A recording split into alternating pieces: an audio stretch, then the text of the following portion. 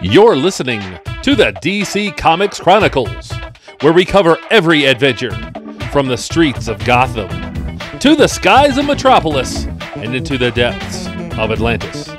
With your hosts, Adam and the Emerald Enthusiast. Welcome to another episode of the DC Comics Chronicles. As always, I'm the host.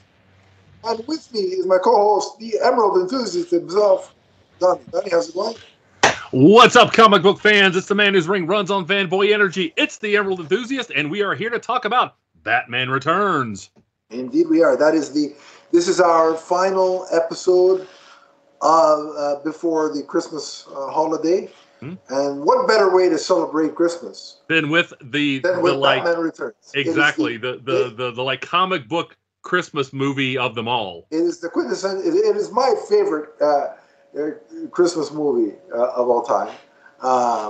And usually the ritual that I have is on December 24th, when I get home from my aunt's house after gorging copious amounts of fish.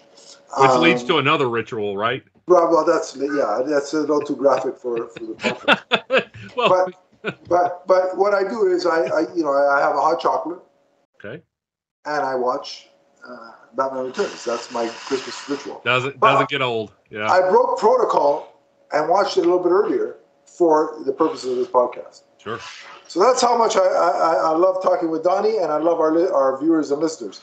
That I break my own protocol. I broke my one rule, as the Joker said to Batman in The Dark Knight. But it is, I thought it was, given the timing, I thought it was appropriate. Yeah. Actually, I think what he says, I have one rule. Yeah, something along those lines. Now, as we always do, Donnie, before we talk about the main attraction, if there's any news related to DC, be it on the comic book front or the film or television front, we discuss it. And, I was worried. I was a little concerned, Donnie, that because James Gunn and Peter Safran, as we knew up until this point, were crafting their DC Bible, the 8 to 10 year plan. Yeah. So I figured, all right, it's probably going to be after the holidays before we hear anything. But my worry was something tells me that there's an off chance that, the minute we record our last episode, Donnie and I say Merry Christmas for the year, that they were going to drop something like the 23rd. And I'm like, we're going to have to wait till we come back to talk about it. But thankfully, I think James Gunn, in his infinite wisdom, he got a copy of our schedule. And knew we were recording, and That's said, right. You know what, I'm going to drop a couple of juicy nuggets for these guys to discuss. And oh boy, there's some good stuff to discuss. Yeah, so Donnie, DC Studios via James Gunn left us a lot of news to discuss. God bless the man for having the patience to answer a lot of questions on Twitter. He actually does respond. And his I guess day started with a report from Variety that suggested that he and Peter Safran were exploring the possibility of bringing Robert Pattinson's Batman into the new shared DC universe. Within about an hour, he came out, quote tweeted that tweet and said, I respect the writer, this reporter a lot, but this is not true. His sources are inaccurate. Okay. To which Matt Reeves quote tweeted James Gunn. And he says, I trust the source, which is, he's speaking about James Gunn, obviously, because head of DC Studios, he'd know what's going on. I mean, look, I'm sure that conversation has been floated. When James Gunn first came on board, he mentioned that that one of the first people he called was Matt Reeves. And so I'm sure they explored that conversation of, James Gunn says, what do you think about this? ultimately they're going to leave the Batverse that Matt Reeves is working on alone. Yeah. So from what that was the original intention. So it would be difficult, to automatically incorporate everything that was done there into think about, what we've seen with Black Adam and whatever they may salvage there and the Batman. Those look very different. So right. Yeah. I mean, I'm sure there's a way to do it, but I'm not saying that they couldn't. Regardless, they're not doing it, and so that's the way it originally intended. Then he got a fan followed up by saying, "So what about Batman in the DCU? Does he have a place? Because if Matt Reeves is on his own island, right? Mm-hmm. What does that make for Batman in the shared universe?" To which James Gunn responded, "Batman is very important to the DCU. Obviously, it's Batman." at some point, folks, we're going to get a recast. Yes, and I'll explain why I don't think it's going to be much to my slight disappointment. It's not going to be Michael Keaton sticking around. I don't think. It's certainly not going to be Ben Affleck sticking around. But I'll explain why I think that in a few minutes. Now, so Batman is going to get a recast, of course. Then another fan asked him, since James Gunn was apparently answering, it was question period with James Gunn. Somebody asked him, "What about Green Lantern?" This is right. What I think the question was, "What about Green Lantern content?" And he said 2 words, very important. Yes.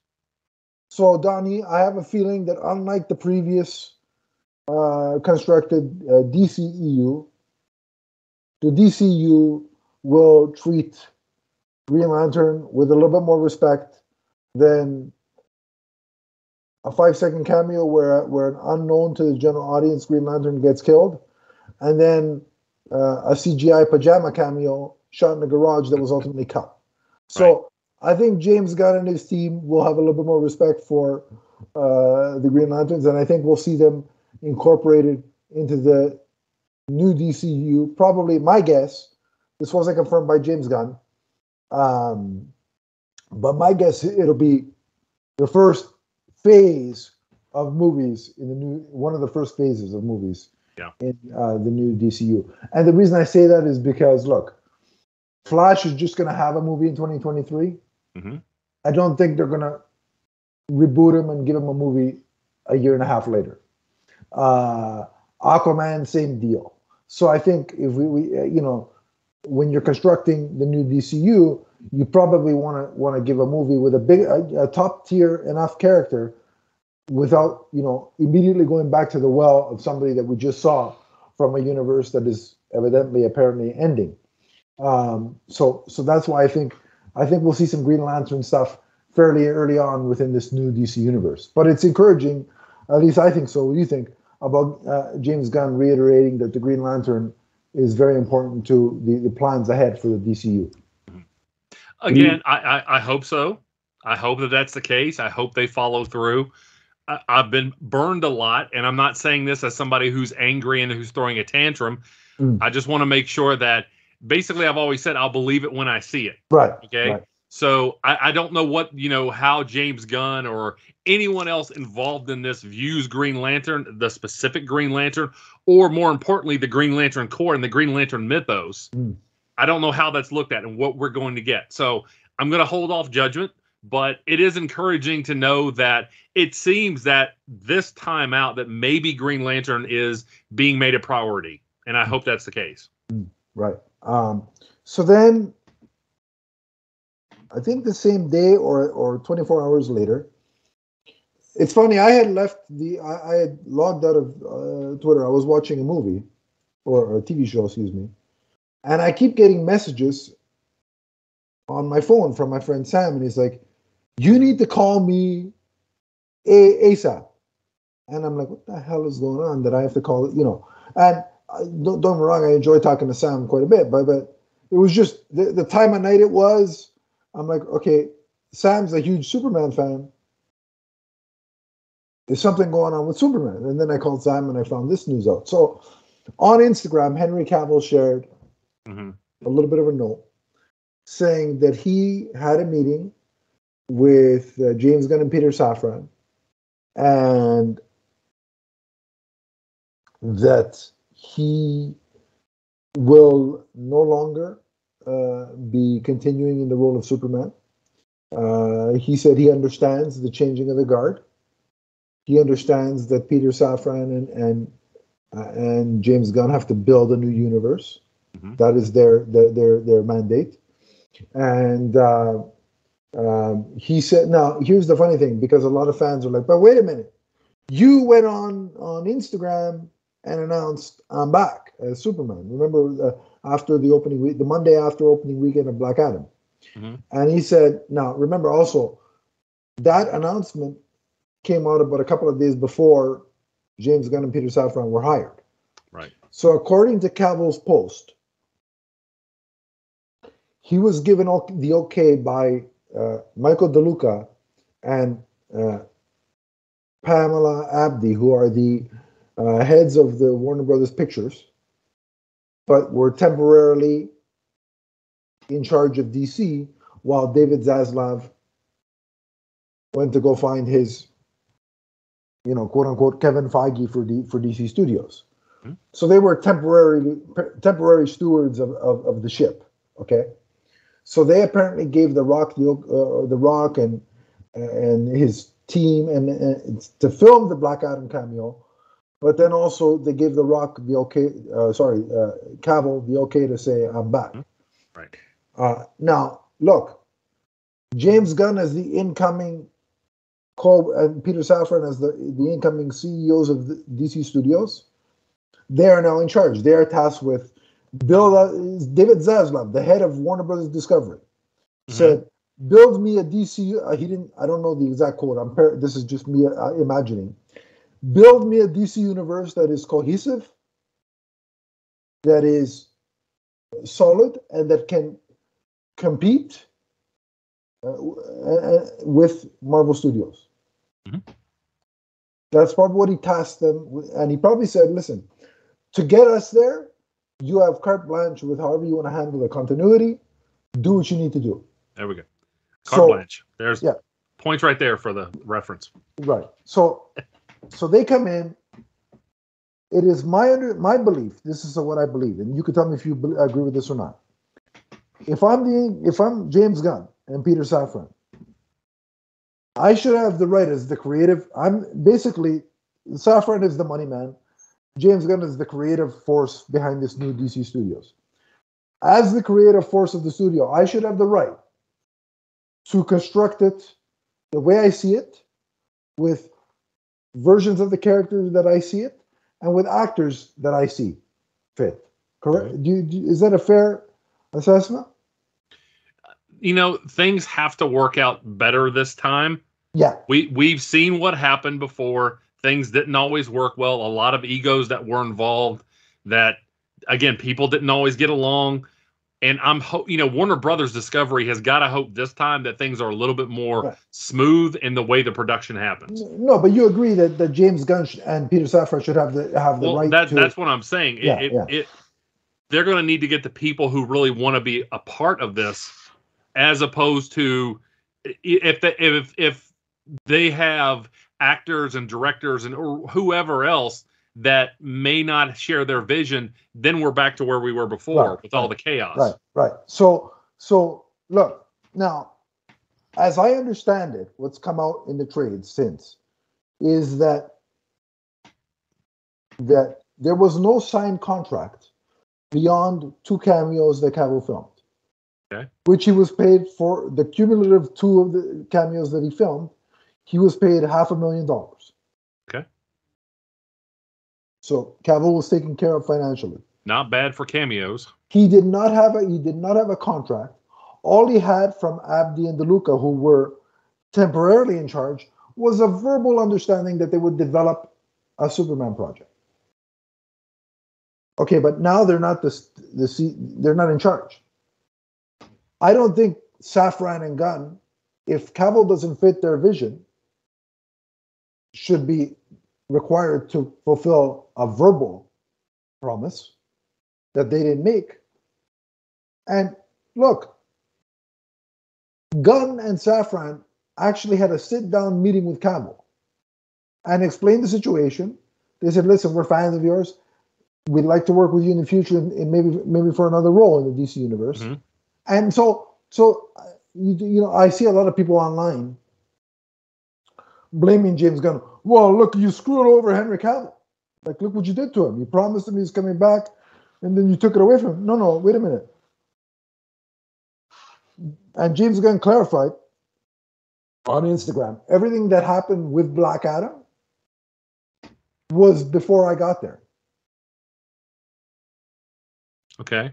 So if anybody, here's the people that if you want to, if Cavill stands, you know, I call them something else, but I can't say that on the show because this is PG-13. But if the Cavill stands want to yell and scream at somebody, Pam Abdi, Michael DeLuca, Dwayne Johnson, and Danny Garcia.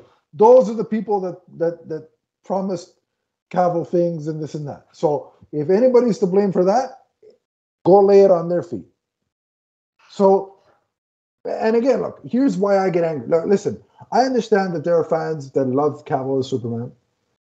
I like him. Me being one of them. I like, you know. Yeah, I like him. I don't love him in the role. I like him. But I'm also rational about it. Right. And look, I understand being upset, right? I get it. Sure. And I have no problem with somebody being upset. And look, if you're not on board with a potential reboot, which it seems like we're getting, and we'll talk about that in a second, if you're not on board with a potential reboot, that's fine. You're entitled to that opinion. Sure. Here's where I take issue. When you go online and demand that James Gunn give you more of an explanation than he has, which I'll get to in a second, more of an explanation than he has, right? Or you say that the only reason Cavill is out is because you wrote, you're intending for it to be that way because of the way you're writing the character. Well, listen, this is a fan base, the people that are whining, complaining, and moaning, and crying and sobbing in their cereal. This is a fan base that for 4 years prior, right? Yeah. Kept coming online and demanding Warner Brothers respect the creative vision of Zack Snyder and allow him to complete his version of Justice League and to give him more, right? For 4 years, they beat that drum, right? Yeah. So respecting the creator's vision is important to these people, right? Mm-hmm. Well, why aren't you affording James Gunn the same opportunity? That's where I have an issue. The hypocrisy of it all. And well, again, there are too many fans who they only want one flavor of things and they can't imagine things outside of their little perspective. And again, we have to understand that I get where these people are coming from. Like in the course of these announcements, it was also revealed in one of the trades that when part of the plan before James Gunn came on board was a Batman solo movie with Michael Keaton that was a Batman Beyond movie. Now, you know, Donnie, and we're going to find out when we review Batman Returns, how much I love Michael Keaton's Batman. Oh, yes. So when I heard that was a part of the plan, I was excited. But also, in that same article I read, but James Gunn put the stop to that because it doesn't fit his plan. I have now come to terms that before Gunn and Safran took over, the idea was that I was going to get Michael Keaton in 3 more movies: The Flash, Batgirl, and as apparently Batman Beyond. Those 3 movies have now been whittled down to 1. Is it a little bit of a bummer? Sure. Am I still excited for the future of the DC Universe that Safran and Gunn are crafting? Absolutely. Listen, I love Michael Keaton, but I love Batman, Superman, and the DC Universe more. Mm-hmm. So what I'm going to do is I'm going to enjoy Batman and Batman Returns on repeat whenever I want, and I'm going to cherish this potentially last time I see Michael Keaton as Batman, but I'm going to move on. Mm-hmm. I'm going to accept that, hey, it is what it is. But and hey, I never thought he'd come back at all. Yeah. So, but for the betterment of the DC universe as a whole and these characters, and to make it a stronger, healthier brand in cinema and on television, I accept it, and I'm ready to move on. Now, here's why we talk about. So, I just want to clear. That's why I get so angry with these cultists and these cavil stands, because it's fine if you're sad and you don't like the idea of a reboot, but it's the way you carry yourself and the way you behave that what I find ridiculous. Yeah. Now, it's the toxic portion of the fan base. Thank you. And we've seen there are many fan bases who have those. Yeah. And unfortunately, if you're on Twitter, you see that there's a very vocal part of the fan base that is toxic. Now, the reason why we're talking about it in the reboot context is because, along with that Henry Cavill Instagram statement, James Gunn followed that up by saying, our slate is ready, and we're going to announce it early in 2023. So we don't have long to wait, folks. Couple of weeks, we're in 2023, and we're going to get some banger announcements. But he said, and we'll cover that right here on the Multiverse Musings vidcast, available here on YouTube. Make sure to subscribe. Oh, cheap plug. Shameless plug. Yeah. So we don't have long to wait. Hopefully, one of those announcements will be Green Lantern related, or else Donnie's going to go bombard James Gunn's Instagram with you need to do this and that and everything else. No, he won't do that. He's sane. Yeah. Like I said. Respect the characters. Wah. Yeah. But Donnie, one of the things he did drop, he goes, but among the first things on our slate is a Superman film, which I have been writing for quite some time now. He goes, we're telling a Superman story, a Clark Kent story in his early days, but it's not an origin. James Gunn clarified that. But he's moved to Metropolis and he's a cub reporter at the Daily Planet. Those are really all the details we have. Mm-hmm. So my thought on this is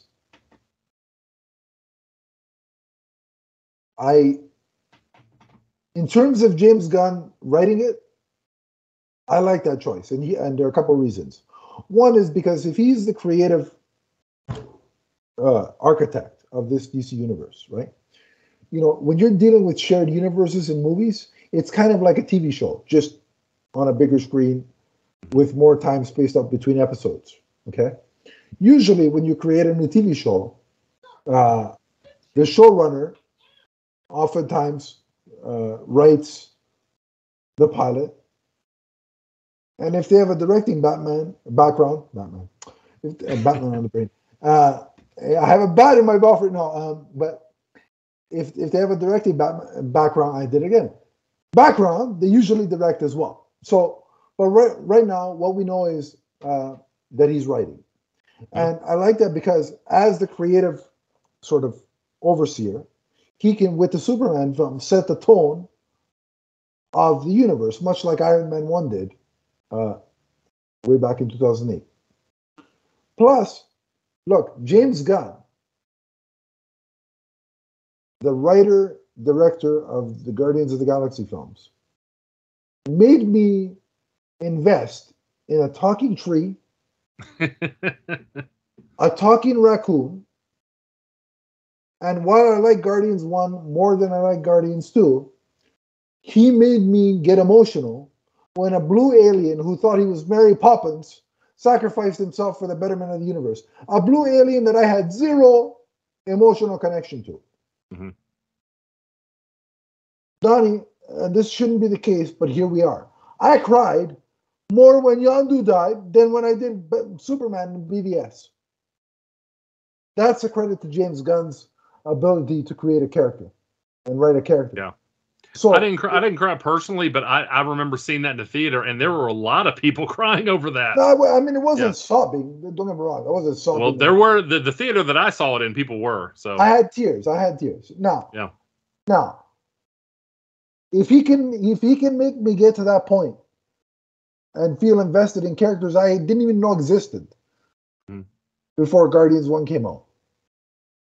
I have immense faith that he can make me feel about one of my top 2 favorite characters in the history of all of fiction. So I'm excited for that. I'm also excited by the fact that just by the sounds of the pitch that James Gunn kind of alluded to, is that we're going to get a bit of more reporter Clark Kent. And I think that's an angle that's been woefully missing from most of the Superman movies. Like, I'd like to see him go and report. Like his reporting, his discovery of certain facts leads him to discovering whatever villain he's going to face, his plan, and helps him come up with a way to stop him. I'd love to see that dynamic play out. Yeah. And I miss seeing him interact with the Daily Planet staff. I miss Jimmy. I miss seeing him interact with Perry. There wasn't enough of that in the Reeve movies, in the Singer movie, in the Snyder movies. There wasn't enough of that, and so I'm excited about. I'd like to see more of a. Again, forgive me for saying this name, but unfortunately, it's part of the. I have to. I'd like to see a Clark Kent take on, or a version of the Clark Kent persona, more similar to George Reeves and Dean Cain's depiction, where he's a strong go-getter reporter type. Yeah. Right.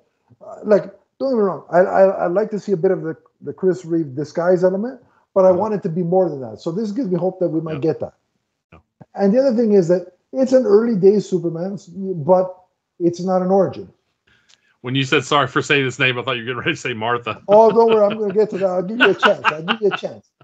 So, but the fact that it's an early days Superman, but not an origin, kind of reminds me of the Batman in the sense that it was an early days Batman tale, but not an origin. So all that has me excited. What are some of your thoughts on everything I've said about James Gunn writing, about the type of story we're going to get, and then obviously being a younger Superman? With the whole DCU, what we're getting now, I'm just going to wait and see. It's DC property, so I'm on board. I'm going to give it a chance. I'm not going to, just because I'm a huge fan of Henry Cavill, I'm not going to write everything off just because there are things that I would have liked to have seen been followed up on. That doesn't mean that because things are changing, I'm going to write it off. Let's see what they have. Right. Go into it with an open mind. It seems like we're about to get some good content. Now, Donnie, it seems like with the recasting of Superman, and going younger than obviously Cavill was, there is speculation that the entire members that make up the Justice League are going to be recast with this universe. Now, that makes sense, given that, look, Affleck has said repeatedly that he doesn't want to be Batman on a permanent basis anymore. Jason Momoa is 45 to 47 years old? Something like that, yeah. Check it out. Gal Gadot is in her early to mid 30s. If you're constructing a 10-year plan, and look, I'm not an ageist by any means, okay? But he's 43, Jason Momoa. Okay, well, I was off by a couple of years. But right.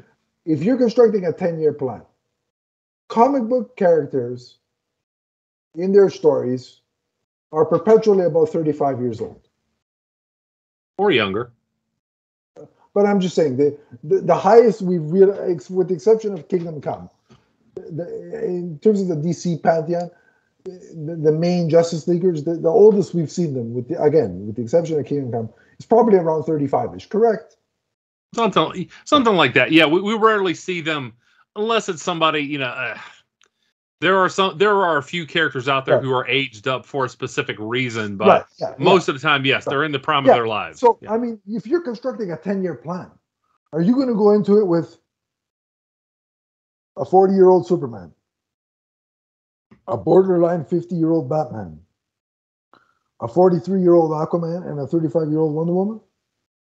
Forget about the fact that the cyborg actor ain't coming back. Even if Gunn wanted to bring back everybody, I guarantee you, cyborg ain't coming back. Yeah. So when 3/4 of the year Justice League is already basically out the door, why not take the opportunity to recast? So I'm of the belief that the entire roster of JL characters is getting recast. Now the other question is that stands to reason, and even if they hadn't had that in mind, who knows whether all of these actors, again, we're talking about people in their 40s, if they wanted to keep taking on these physical roles into their 50s. Well, they said, here's a little added piece of the puzzle.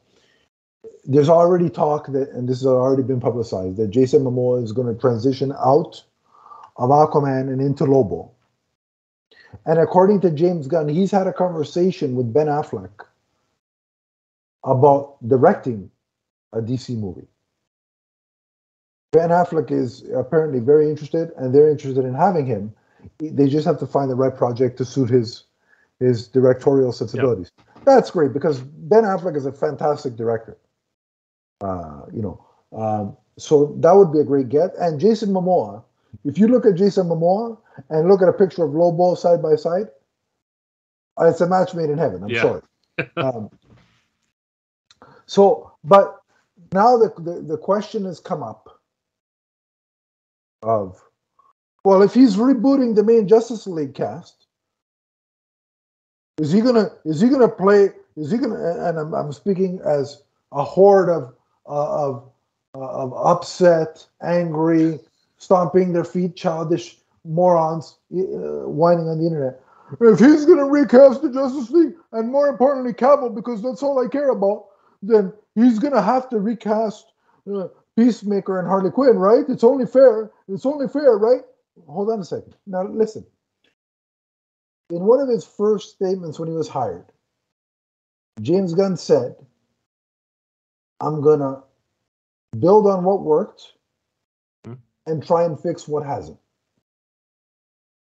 I'm sorry, folks, but with the exception of rare instances, the Justice League, as it was formed, constructed, and depicted, by and large, didn't work.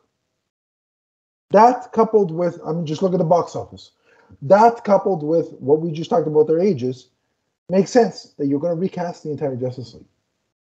Now, whether you like it or don't like it, because I know you personally didn't like the show, Peacemaker was a big success for HBO Max. Right. Also, Harley Quinn, as played by Margot Robbie, was a big hit in the first Suicide Squad. Still sells a crap ton, to be polite about it, merchandise. And James Gunn loved working with her. Yeah. So now, it's interesting. This a lot of debate went on about who's the fourth pillar of DC outside of the big three: Wonder Woman, Batman, Superman. Yeah. A lot of people said Harley Quinn, and there's an argument to be made there. I agree. I would agree. And this is coming from a Green Lantern fan who wishes I could say, "Oh yeah, it's definitely Kyle or Hal or John." Yeah. No, but look now in my head, okay, just in my gut feeling. Now could be indigestion. Who knows? But I'll take Pepto-Bismol. We'll find out. But my gut feeling as of right now says it's a complete reboot. Full stop. And look, if I have to say goodbye to Margot Robbie, I'll go to Earth 1, give her a hug, and say, honey, it was a nice run of you playing Harley. Yeah. And on that Earth, she still has the costume. I can see it anytime. Anyway. I'm not gonna get disturbing. However, now there is the chance, though, with Gunn's statement about we're gonna build on what worked and try and fix what didn't. There is a chance that he could decide, you know what? I want to keep Peacemaker. I want to keep Margot as Harley Quinn. And you know what? No, it's not unfair for him to do that. It's his prerogative. He has every right to do that. You know why? Because he's the driving creative force of this universe, and he's the boss. Yeah. That's the most important thing. He's the boss. He can do whatever he wants, whether some moron on the internet screaming about Henry Cavill, stomping his feet, crying in his cereal, likes it or not. He can do whatever he wants. So you can harass him on Instagram all you want, demanding an explanation, like I've seen countless people do. Besides the specific reason he gave with Superman about telling a younger Superman story, he owes you nothing. But you know what James Gunn's responsibility to the audience is? To build an entertaining, successful DC universe. That's what he owes us, or he should try to achieve. In terms of reasoning as to why he's picking certain people and recasting others, he owes us, all of us, nothing. And not only is it his responsibility to tell the best stories possible, let's think about this from the financial perspective. If they go with younger actors and possibly some unknown, a lot cheaper than, again, Cavill, Momoa, Gal Gadot, all established actors. Gal Gadot and Patty Jenkins. By the way, that version of Wonder Woman 3 is not happening anymore, obviously. Right. I'm also sad about that. Right. It doesn't mean that I'm, that I'm going to, have my head explode on Twitter. Their combined salary contributes to the budget $22 million. I mean, if you could save that money and hire still a very good, competent actress for about $3 to $5 million, wouldn't you do it? I would. Yeah. Especially if they're saying, build me a new universe. If the head of Warner Bros. Is saying, here's a blank slate, build me a new universe. Well, again, why would any incoming creative, if they're not forced to, want to keep leftovers from somebody else's vision? Why? Now, if every single one of these DC movies made $1 billion, like if Black Adam had come out, right, and made $1 billion, right, then maybe you could say, well, James, Cavill really made a difference to this film making $1 billion. Maybe we should keep him. But and Donnie, you as well as I know, you as well as me know that cameo was purposely leaked by The Rock before the movie came out. Yeah. In the hopes that Cavill's Superman would drive box office numbers. Yeah. Listen, it didn't. And by the way, I liked it. A lot. This is something. But again, the numbers don't lie.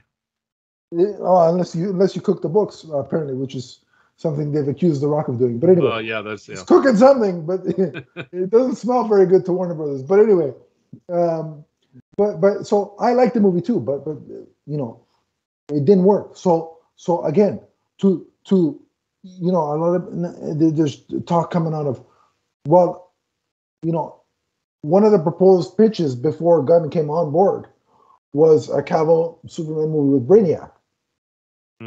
But think about it from the studio's perspective. We're going to sink $225 to $250 million into another alien invasion story with this Superman that hasn't brought us the returns that we're hoping. Again, it's not the fault of Cavill. No. Cavill isn't the responsible for the box office, the less than favorable returns. But he's the face of that, unfortunately. So sometimes when it doesn't work, you have to just clean slate. And the other thing is, Donnie, unfortunately, we live in a day and age where, for whatever reason, the audience or portions of the audience can accept recasting, right? Like, look, I grew up in a time period, and you know this as well, where one movie, Michael Keaton's Batman. Another movie, Val Kilmer's the same Batman. Yeah. And a movie after that, God help us all, it was George Clooney. Exactly. So I mean, it was just, and you know what? When I was watching the movies, I didn't know any better. Hey, okay, this is Batman. Cool, let's roll. Yeah. I think, and I'm not throwing shade at the MCU. I think the MCU has spoiled people into believing that these actors are going to play these roles forever. By not recasting Iron Man and Captain America, and Thor and blah, blah, blah, blah, it spoiled people into thinking these actors are going to play these roles forever. And you know what? The MCU had the advantage of most of those characters, Iron Man, Captain America, Thor, people hadn't seen versions of them before at the cinema.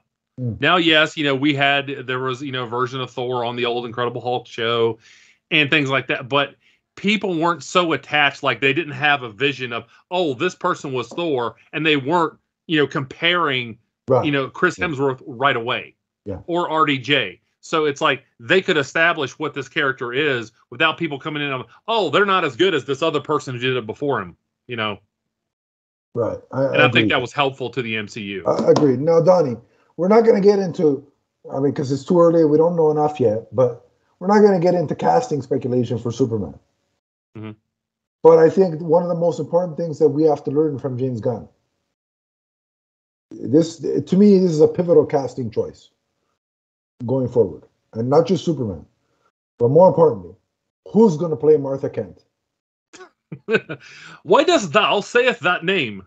See, that's the that's the Shakespearean Batman versus Superman. I had to do it just once, but no, I really don't care whoever the cast. Look, I don't hitch my wagon to particular fan castings, and I view castings. I got to give a shout out to Peter Vera from Batman on Film and Straight Outta Gotham. Yeah. He said on a recent episode that he views actors in these comic book movies like players on his favorite sports team. When they're here, I root for them. They're my favorite people in the world. Mm-hmm. When they get traded away, I respect their time with my franchise, but they're out of sight, out of mind, and that's a great way to kind of look at it. That's exactly the way I feel about it. Because when time moves on, actors move on, directors move on, writers move on. It happens. Because when you look at it, Donnie, if you get too invested in one particular actor, and something like this happens with Cavill, you're only setting yourself up for extra, undue, unnecessary hurt and pain. So I think that's a great way to look at it. I shout out to him for that comparison. Yeah, no, I fully agree with that sentiment. And we see that on the comic side of things. There are people who are still screaming about a writer from 15, 20 years ago. Oh, this comic book will never hit the heights unless they go back and do da-da-da with this person. I don't understand, Donnie, how you can be upset about a reboot when, especially at DC, it happens every 5 years. Exactly. And sometimes, writers, they come in, they say what they have to say, and they're done. They move on. Like, we saw with Grant Morrison on Green Lantern. Actors and directors are like creative teams, basically. So, before we take our break and then transition to Batman Returns, final thought. Overall, are you optimistic about what James Gunn seems to be teasing about the announcements to come and the new universe he's building? I am always optimistic until I'm given a concrete reason not to be. Now, if the first project, James Gunn helms comes out and it tanks, then I'll say, I'm not feeling as optimistic as I did. But why not be? There's no reason to not be optimistic right now. There is still interest out there in characters from the DC universe. Absolutely. And to me, with what I said about Yondu, and what he made me feel about Yondu, I think Superman is going to soar higher, hopefully, than he's ever been on film. And I'm here for it. I can't wait to see those announcements in early 2023. I can't wait to see what they announce. I'm looking forward to it. And bring on the new DCU. And of course, as Donnie alluded to, me, Donnie, and Chris will be covering it right here on the Multiverse Musings vidcast. Make sure to subscribe and tell all of your friends and your family. And hey, go ahead and tell your enemies too. Everyone should subscribe to this channel. That's the Multiverse Musings vidcast, from the first vidcast to the last. Fantastic. And when we come back, we'll be talking Batman Returns. So stay tuned. What's up, everyone? It's the Emerald Enthusiast. For all of your multiverse viewing and listening needs, check out our shows, which include Teenage Mutant Ninja Turtles, Ghostbusters, Power Rangers, the Marvel Universe, and the DC Universe, including the Emerald Echo podcast. You can check us out on Podbean, and remember to subscribe right here on YouTube. That's the Multiverse Musings Podcast Network. From the first podcast to the last. And we're back. Indeed we are. And as I said earlier, we are going to discuss one of my favorite Christmas movies of all time, Batman Returns. So, going back in time 30 years. In 1992, I was 10 years old. The summer of 92. I was 10 years old. Good Lord. The good old days when I just enjoyed the movie. Yeah. You know, I'll talk more about this at the end. I remember I was old enough to have been like already reading newspapers. This movie caused a lot of controversy back in the day. You must have been 20 because you're 10 years old. I was So I was around that age, and like I said, I was old enough to have be cognizant of the world outside of my little corner of existence. And I remember reading a lot of reviews on this, and again, a lot of parents groups were upset about this. So we'll talk more about that at the end about why that was. So just give me, before we get into the movie specifically, give me what were your your feelings going into the movie, even before you saw it? When you first saw the trailer, you saw images of Michelle Pfeiffer and Danny DeVito, and what were some of your thoughts? I was just overjoyed to be getting a sequel because, again, when 30 years ago, it was not a given that when a movie came out and established a character like this, that you would always get a sequel. Right. And sometimes years passed before things actually came to fruition. Yeah. And, 3 years later in the middle of summer, again, a young single guy who didn't have to worry about bills and things like that. I had plenty of money. That's why I went and saw this like 3 or 4 times in the movie theater. Oh boy. Yeah. Yeah. Because it was so much fun to see these characters come to life. And of course I knew them all very well. And so it was a lot of fun. In fact, I think like the 4th time I saw it, I was in the theater with like 2 other people, but I didn't care. I had just as much fun the 4th time as I did the first time. So Right. Yeah. I remember I was just so excited that Batman was back, and Penguin. I mean, I really, I didn't know. I wasn't that attuned to Penguin's backstory in the comics. So the fact that he looked like, he was deformities, and I'm like, all right, I never batted an eyelash, and so I thought, oh, why is that different from the comics? Because I didn't know any better. And then when I saw Michelle Pfeiffer for the first time in that costume, let me just tell you folks that I think it was at that moment where little Adam, at 9.5 years old, going on 10, realized that he liked girls, because things started happening, in the Batcave down below, and so it was. And let's be honest, I'll just say what it is right away, without knowing it. Michelle Pfeiffer was one of the first ones on the list way back 30 plus years ago. But yeah, I was just so stoked to see Batman again. And I believe this was just before the animated series hit, right? They were very close in the timing. I don't exactly remember which one hit first. They were both 92, so I do remember that. Yeah. And I remember that's a lot of the reason that I tuned in, even at my age, to the animated series was because it had kind of a flavor of the 2 Burton movies. Right.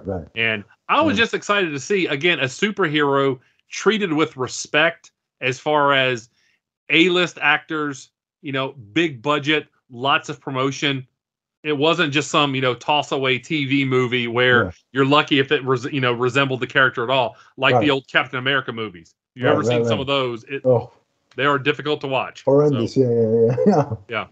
All right, let's get into the movie itself then. Where do you want to start discussing? Well, hey, it opens up with Penguin's parents, We see the Penguin being born, Oswald Cobblepot, as we would learn that his name was. They actually don't say his parents' names here, but his dad is actually played by Paul Rubens. Right. Is it Rubens yeah, or Reuben? I think it's Rubens. Rubens, yeah. Anyway, Pee Wee Herman. Right. So again, even a lot of actors who were supporting casts or whatever, there were notable people playing these roles. When your daddy is Pee Wee Herman, that may cause you to be a little strange. Yeah, he was a huge star at the time, and his fame kind of crashed, and I'm not going to go into that here. But also, he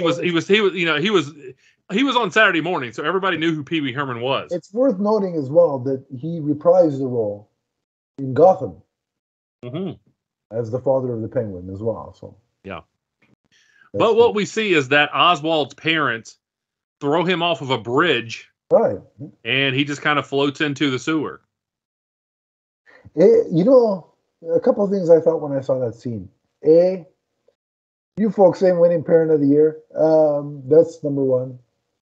Number two, his origin is kind of like a messed up, this version of him, a messed up cross breed between Moses and Tarzan. Because going along in the bassinet, right? Right? Yeah. And then he's raised, apparently, and we're led to believe, by penguins. Right. So that's what the Tarzan, because Tarzan was raised by apes. So I'm like, oh, okay. One thing I will say is the theme and the score as the Penguins bassinet is going through again, Danny Elfman's Batman music is quintessential Batman music for me. It is. I'm sorry, but it's fantastic. So it's a very disturbing and shocking opening. I will say it really is, and I think that was part of what went into some of the backlash against this. Is the themes were very dark. Yeah. There was a lot of not overt sexual talk, but a lot of very suggestive dialogue. It's there.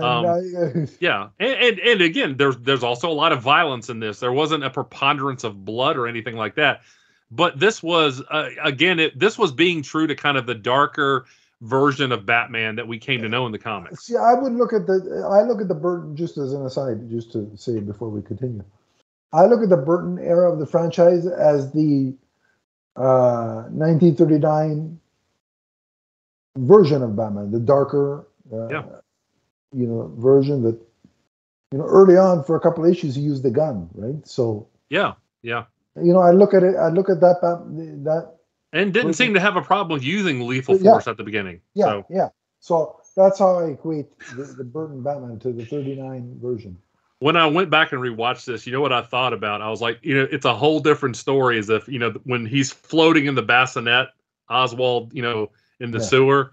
If all of a sudden you heard different music, you're like, whoa, dude, a baby. Listen, we need a Turtles crossover with Batman ASAP. Exactly. And I'm talking about the original Turtles from the 90s, not the CGI stuff. Give me. Yeah. But maybe Oswald would have turned out okay if Splinter had found him and adopted him. Oh, absolutely. Totally different. Absolutely. 100%. This is our penguin brother, dude. Yeah, I would. Listen, you joke, but I'd watch that movie. So and then once the bassinet stops, we jump 33 years and we see Gotham City at Christmas time, my favorite time of year. Yes. And under siege by the Red Triangle Gang. Yeah, and there's an attack at the tree lighting ceremony. I'd assume it's at Gotham City Hall or the City Square or wherever. And Commissioner Gordon, being as useless as this iteration is, when the attack comes, instead of calling for more police, he's like, "What are you waiting for? Turn on the signal." That's something that's one of my issues, and I'll talk about that at the end. But yes, so we get the signal, and Batman shows up to confront the Red Triangle gang. And the best part is, look, I love the fact that Bruce Wayne is just sitting in his study Exactly. because he knows that Gotham City's a shithole, and any minute that light's going to go off. Exactly. And he's just sitting there like this. Yeah, just sitting there brooding, not doing anything other than brooding. You know what I can tell you exactly what he's thinking. He's like, I can't believe that fool offered to let Vicky Vale into the Batcave. He even said that, yeah. You know, I've tried sitting like that in my den just late at night, just like that, hoping that the bat signal would come on, and it doesn't come on. I'm ashamed. Anyway. I like the reflectors, by the way, that like wherever, like whatever part of the house he's in, there are, you know, reflective mirrors or whatever that like puts the bat signal through the window. So, but my question is, because they changed the mansion, the Wayne Manor looks different. It's a different house now. Irregardless of that, those reflectors, right? Mm-hmm. I don't know how far on the outskirts of Gotham this particular version of Wayne Manor is, but when people see those reflectors at the house, what the hell do they think is reflecting there? Like there's nobody questioning it? Right. Well, let's just, especially 30 years ago, a lot of things that you could get away with in terms of privacy, you definitely couldn't these days with, like, you know, Google Maps and everyone having a cell phone that has, or a smartphone that has a camera on it. You can't get away with that stuff now. Right, so. Absolutely, yeah. Which is another thing I'll talk about at the end here. So anyway, Batman shows up in the Batmobile, and yes, looking as beautiful as ever, that car. Exactly. And confronts the Red Triangle gang, who are obviously overwhelming everyone at the tree lighting ceremony. And this version of Batman, and well, also let me just back that up a little barbecues. bit. This is this is Batman against a small army. So he has no problems taking out a few of these Red Triangle gang members because, again, it's a bunch of people with heavy machinery, heavy artillery, and he kills a few of them, including the fire breather. Right. Well, he gets them good. But before we get to that part, go ahead. I like the part of the car that has those I don't know what you call them, those pole-like things that come out and basically kneecap one of the Red Triangle. Like it's just boom. Yeah. And then he sees the fire breather, so he pushes a button. The car spins around, and the turbine engine, he lets the flame engulf this devil-dressed individual. And the guy's just burning. But here's the thing, though. I don't think he's dead because he rolls around in the snow. So I figured... He may not be, sure. I mean, he probably has second or third degree burns. Right. But I won't go as far to say he's dead. That could, yeah. I'm pretty sure he did kill eventually the tattooed strong man. He does kill. But that particular guy, I think, is just severely burned. Could be. So then he gets out of the car because he sees, Selina Kyle, who is Max Schreck's secretary, and treated terribly at the beginning of the film. Yes. For those guys at that office, she's nothing more than like a coffee barista. Right. Well, Max Schreck actually says the phrase, "We haven't housebroken her yet," and I'm like, ouch. But that won't get you far in 2022. I'm like, well, that establishes Max Schreck right away as a misogynist jerk. It's very Trumpian. Anyway, but much like somebody else in this film, but we'll get to that. Especially when you sent me this morning, I had a good laugh with that. But so she's being held by one of the Red Triangle gang and threatened.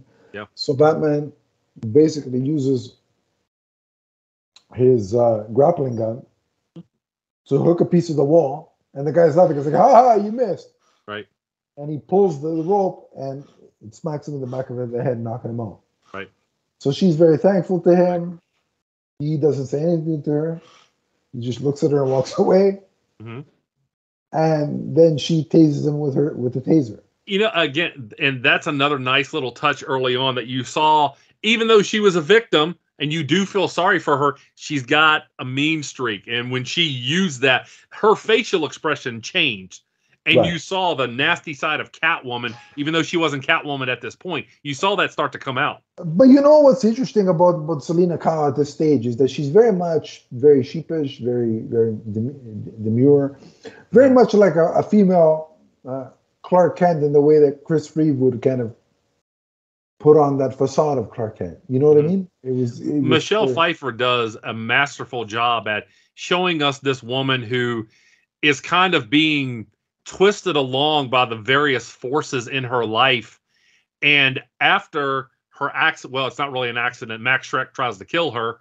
After that, and her brain damage, this is part of her personality is activated, and she becomes the very confident Catwoman. So, right. I mean, and it's worth noting that, you know, just before we get to there, you know, as Batman sort of having a convene with Commissioner Gordon, all it amounts to is, thanks for saving the day, Batman. And exactly. And it's almost like he doesn't even, he barely says 2 words to me. He's like, I was having a great brooding session and you interrupted me. And it's like, he walks away and this guy's like, look, I had to come out in the snow for this. But so anyway.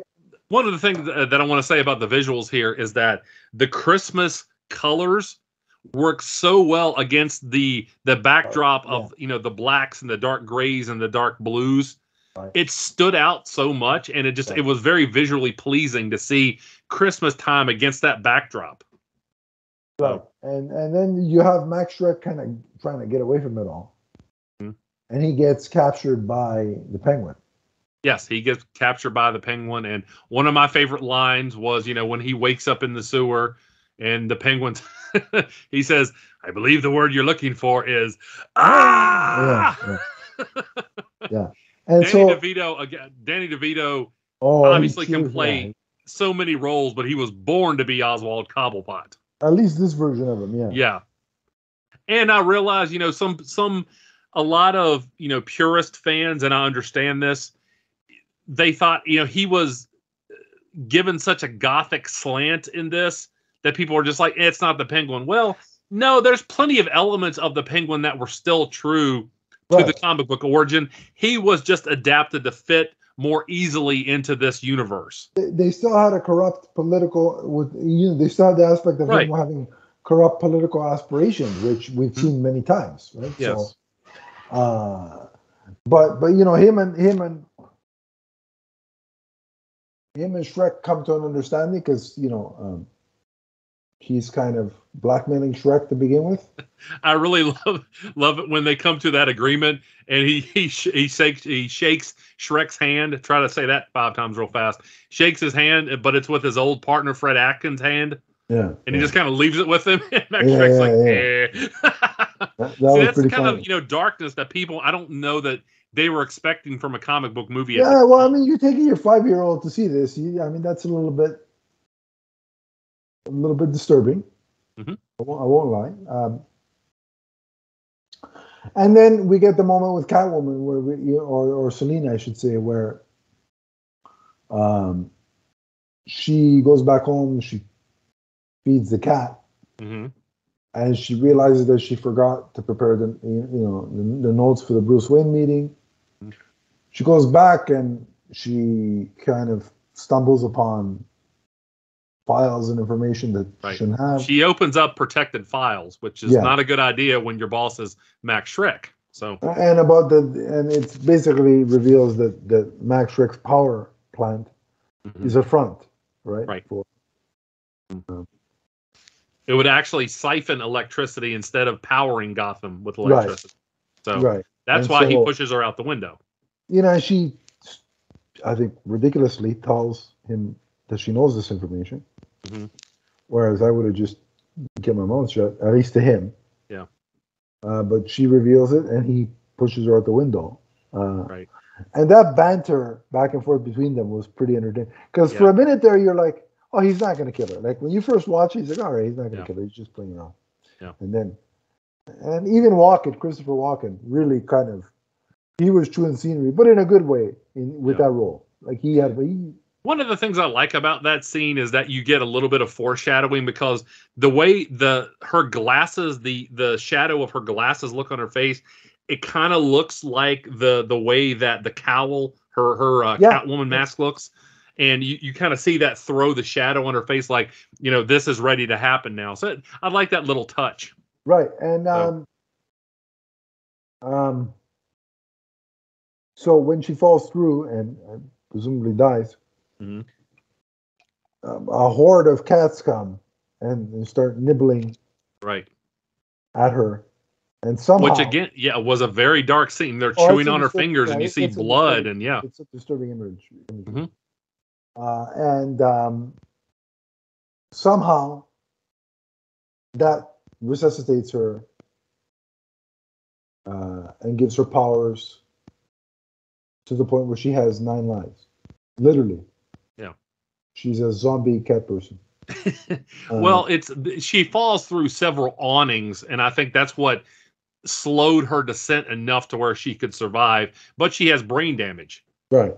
Now, where the martial arts comes from, I mean, that's not fleshed out. In this where movie. the martial arts or the 9 lives, like how do you get 9 lives from cats? How do they transfer that? I'll never know. But again, I think that's more metaphorical than literal here. But yeah, I mean, the way that it's played out is genius. Yeah. So right. Yeah. So you just go with the flow. You don't question it too much. Yeah. So the next scene, you see her transformation where she goes home. Yes. And she's literally like a zombie. She's walking around like a, and she gets angry. And they make her look that way. She's lost a lot of blood, so she's very pale and waxy looking. She's still hot. You can't uglify Michelle Pfeiffer. I'm sorry. Well, yeah. You know what the scene. Every time I see that though, and I'm like, not the stuffed animals. I'm like, those are. Oh yeah. I mean, again, it was what happens is disturbing because she destroys her own place. Yeah. She incinerates the. Right. Well, it's symbolic of her, getting rid, becoming this of the sheepish, childish. This self-assured villain. She is getting rid of the old Selena Kyle. But it's a masterful performance by Michelle Pfeiffer. Because, yeah. Like she went to crazy town for that. Oh yeah. And it was. I really like the scene where she's sewing, and she's looking at it intently, and then her head rocks back, and like her eyes are like peering down she's in a trance. She looks so villainous. Yeah, that was. But again, it makes sense. It makes sense when you look at the costume and the stitching and. Yeah. Like you buy it, right? Right. And that's important. Then, what's another key point? Where should we go? Well, one of the big first things that happens here is that when Oswald is allied with Max Schreck has this idea of, hey, let's make you mayor. Yeah. And so you're talking about we talked about kind of the nefarious gangster Penguin. There are some elements of that we see here. And it's funny the fact that he was running for mayor. Mm-hmm. Is a throwback, I think, and a nod to the 60s episode of the Batman show, where he and Batman ran for in politics. Like they had a debate and everything. Yeah. And from what I remember of that episode, it was more civilized than either Canadian or American debates. Yeah. So it's just funny, but the callback, and even. Like with especially with the posters, I got very nostalgic for the 60s, I think. Yeah. And there were moments in the score for this film where you could hear tinges of the 60s style kind of score from the Batman TV show. Yeah. Well, and, it was a masterful job here, too, of early on, you feel very, sympathetic towards the Penguin because of what happened with his parents. Yeah. But he becomes such a sleazy, merciless person. I mean, the things he says to women are just deplorable. And then the guy makes a joke about his appearance. The one guy, the campaign guy. And again, this is one of the things that caused a lot of controversy. He bites the guy's nose, and you see blood splurt everywhere. Yeah. And again, that was a very shocking image. Yeah, and you do feel sorry for him because when he comes out, Like, he makes it seem like the only thing he wants to do is discover who his parents are and blah blah. Mm-hmm. And even Bruce, when he sees the report on the TV, feels sympathy. Yeah, he says, "I hope he finds his parents." Yeah. You know, and he finds them that they're deceased. I think their names were on the gravestone, Tucker and Esther. Mm-hmm. So I really like when the reporters were talking to him, and they're like, you'll never, get a chance to settle up with them. And he's like, true, I was their number one, and they treated me like number two. It's only recently, Brilliant. we watched that I got what that meant. They treated him like shit.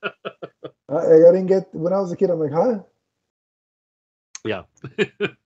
So his brother's, my dad as a kid was like, somewhere out there's his brother. Meanwhile, he's talking about being treated like, yeah. So also at that point, we should say that, after he aligns himself, that he being Oswald, with Max Schreck, not long thereafter, he allies himself with Selena, right, who is waiting as Catwoman in his lair. So, well, just before we get to there, because that was a line and a half that when I finally got it years later, I was like, oh my God, did he just say what I thought he was? Yes. Now, I gotta say, Donnie, we talked about The Rock earlier.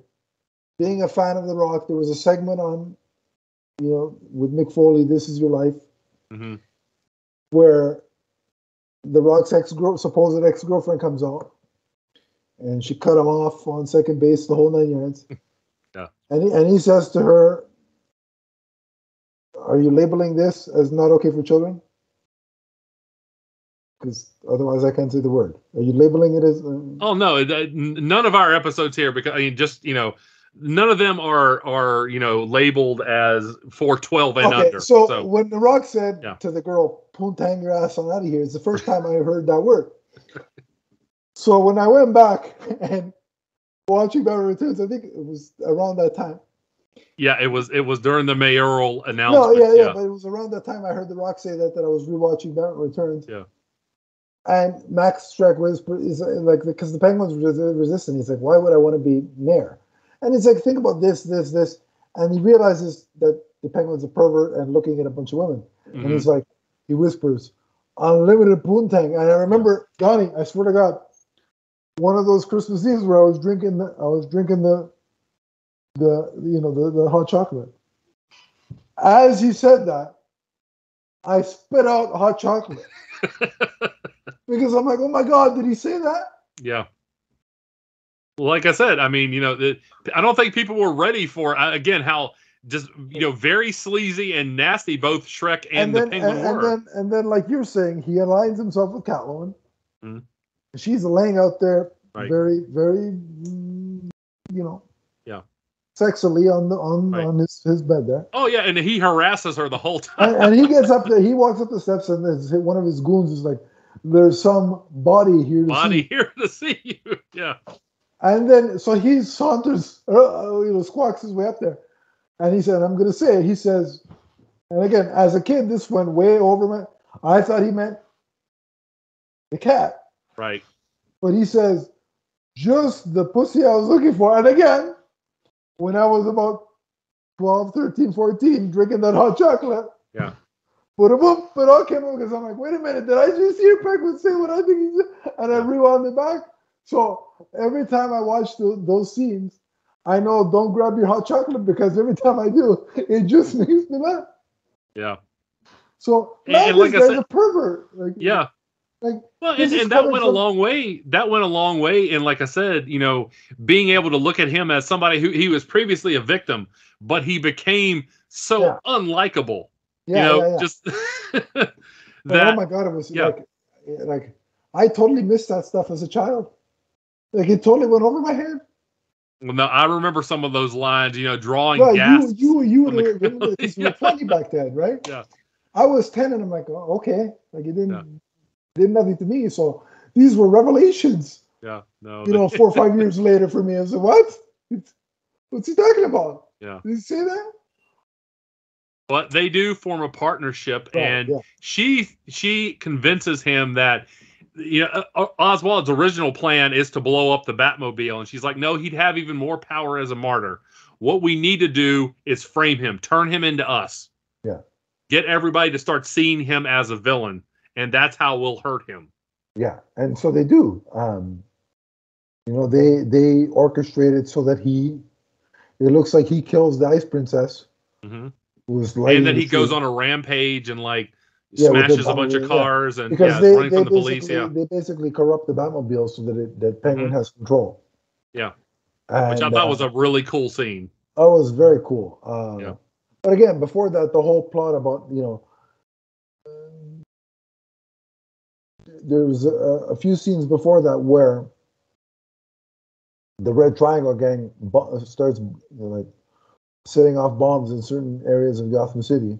Right. That Batman goes and disrupts them, and he's got this clever electronic batarang where he programs it, and it just hits a bunch of people. Yeah. It hits its targets, which is very clever. But one of the goons' little dog grabs the batarang in his mouth. So now that's that little poodle. Yeah. Yeah, and this is the scene where Batman. There's no denying it here. He kills somebody because he grabbed one of the guys has a bomb attached to him. Yeah, it's dynamite. Yeah. Dynamite. Sorry, and he grabs the dynamite. Yeah. Goes around the corner. There's another goon, and this goon is really big. So Batman punches him. Yeah. And it doesn't faze him. But in the midst of the melee, he attaches the bomb to him. Yeah. He looks down. He smirks, and the guy looks down, all distracted. Batman knocks him into this manhole kind of thing. like a sewer grate. Yeah. And the guy explodes. Now, so that guy's dead. There's no denying that. Yeah, that's the tattooed strongman. Which, by the way, that was Rick Zumwalt. That was Bull Hurley in Over the Top. Oh, I didn't realize it. Yeah. Yeah, that's Bull Hurley. So there's no denying he's dead. Either that or he's missing a very important section of his body. I don't think something goes off in your stomach and you survive like that. He's dead. Yeah. So did you notice too that he basically uses, ironically, the Superman punch because he punches, he punches him once and it has no effect. After he points out that he has the bomb, he kind of climbs up the wall and then turns around and does the Superman punch to him. So and then he screams, "Acknowledge me!" Anyway, none of us would have known what that meant back then. So back then, no. But but the plan is very clever because they use the batarang to, they kidnap the princess. Yes. And then along the way, they they set her up on top of on the ledge of a rooftop, and so Batman, in an effort to save her, has a battle with Catwoman,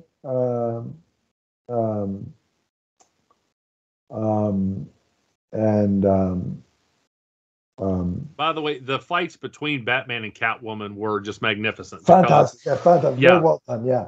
And you could tell, Batman, he had, mixed feelings about fighting her. The chemistry was great between Michelle Pfeiffer. He knew she was dangerous, but at the same time, he was obviously attracted to her. Let's call it what it is. There was a lot of sexual chemistry between Michael Keaton and Michelle Pfeiffer's Batman. When she's running her hand over his abdominal area, I remember in the theater dude, you better get away from her. Something bad's happening. And of course, I can appreciate ends up stabbing him in the ribs. And see, as a kid, I didn't know why he was making those faces, but as an adult, I'm like, all right, I know you're enjoying where she's going with this. Yeah, that's called attraction. Yes. I would enjoy it too, but let's not forget that she has those claws. Yeah. Those I wouldn't want those anywhere near those, a certain area, keep those, manicure yourself before you're going to go touch in certain area because I don't want any scratches or cuts down there.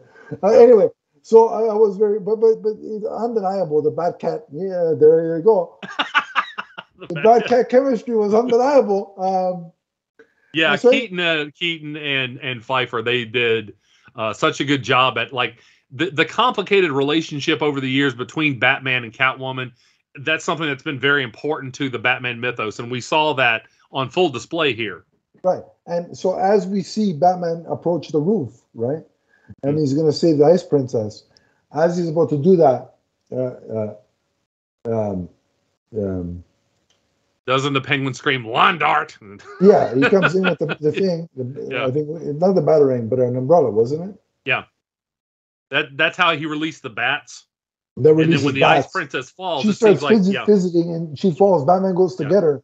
Yeah. But when the people look up, right, the people on the ground it looks like he pushed her. Right. And then the cops come, and their first inference is to shoot Batman. Which, now listen again. Why is the commissioner the last guy up on the roof? He should be the first one. Yeah. And he's like, hold your fire. You're too late, buddy. So Batman goes kind of falling, sliding down, and then Catwoman is there, and there's the whole scene, that iconic scene under the mistletoe, where she's on top of him, and he's like, a mistletoe could be deadly if you eat it. And she says a kiss could be is deadlier if you mean it, or something like that, right? Yeah. Even deadlier if you mean it. Right. Yes. And then she proceeds to lick him in the face. This is, after all, a PG-13 movie. But and look, I get it. We're in the age of the pandemic, and that's kind of, I wouldn't necessarily be comfortable with somebody licking me like that. You know what I thought about when she says, when she's with Penguin on the bed there, and she's like, I feel dirty, I'll give myself a bath, and she starts licking her costume, and I was like, wait a minute, I'm like, is that costume clean? I'm like, because you've been running around Gotham in it. I'm like, it was full of kitty litter at that point. Exactly. I'm like, what kind of nastiness do you have on that costume that you're licking? No, 2022, Adam wouldn't let a woman do that to him, right? Mm. But man, when I was, from little 9-year-old me to about 15, 16, if 1992 Michelle Pfeiffer propositioned me to do that to me, I'd be like, all right, yeah. So listen, I totally understand Batman's conflictions. I completely understand it. And then she tries to get him again with the nails, and he pushes her off, and then we see the great shot of where the cape, it extends into a glider, and you see him gliding, descending through Gotham City. That's amazing, because it was one of the first, early VFX shots, and it looks really good. It does, yeah. I really like that scene. And of course, this is when he arrives back at the Batmobile, which has then been corrupted. Right. And basically, because he's not in control of the Batmobile, Oswald is at this point, he goes on a rampage through Gotham. Right. Yeah. And it's very important, though, that Batman, as he's being berated and belittled by the Penguin, puts a CD into the console of the Bat. Because he's always one step ahead of the villain. The Batmobile. Forgot what it was called for a second. And records it, which he then uses later. So he has to do some internal damage to the car to get the controlling device out of there, and he gets it just in time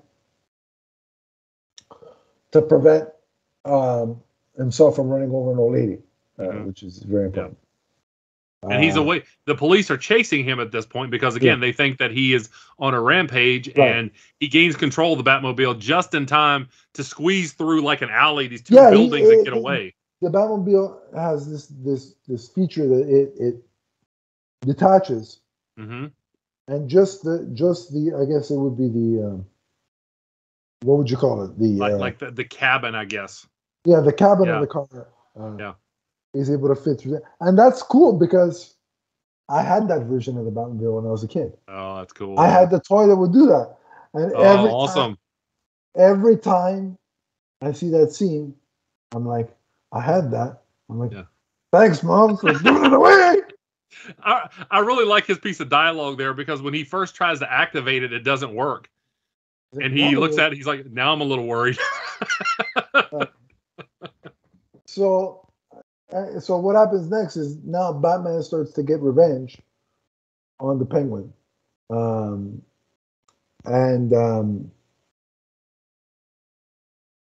Penguin is making a campaign speech. And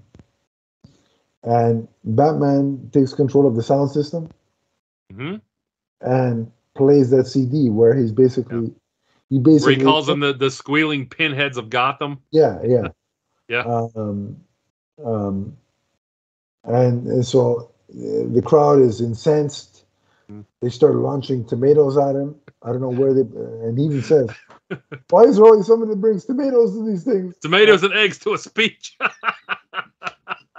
So he's That's being awesome. chased. He runs away and he dives back into the Let me call water. attention to that fact too.